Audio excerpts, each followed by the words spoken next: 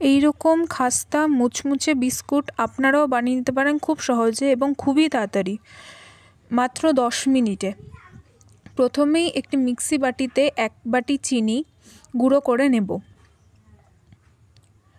গুঁড়ো করা চিনি একটি বাটিতে ঢেলে নেব।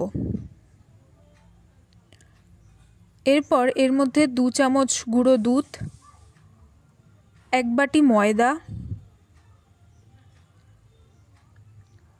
হাফ চামচ বেকিং পাউডার ও হাফ চামচ নুন দিয়ে ভালো করে মিশিয়ে নেব।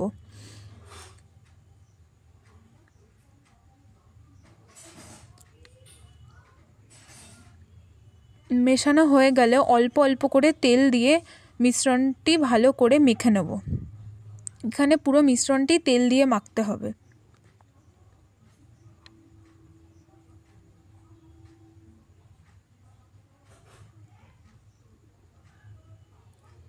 যদি মাখার পরে একটু শক্ত মনে হয় তাহলে 2 চামচ দুধ বা জলও মিশিয়ে দিতে পারেন।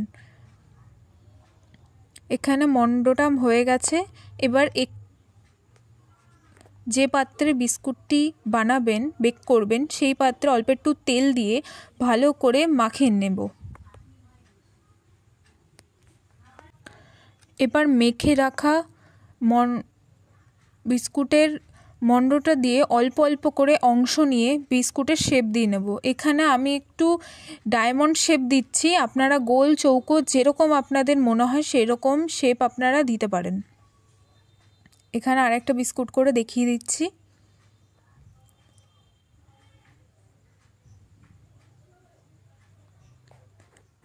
এরপর বিস্কুটগুলির ওপর অল্প অল্প তিল দিয়ে দেব এবং তিলগুলো একটু চেপে দেব যাতে ভালো করে বিস্কুটের গায়ের সাথে লেগে যায়। এরপর ওপর থেকে বাদাম কুচি দিয়ে দিচ্ছি। এরপর গ্যাসের ওপর একটি কড়াইয়ে স্ট্যান্ড বসিয়ে বিস্কুটের থালাটি রেখে 10 থেকে 15 মিনিট লো ফুল ফ্লেমে বেক করে নেব। বেক করলেই রেডি হয়ে যাবে খাস্তা মুচমুচে হোমমেড বিস্কুট।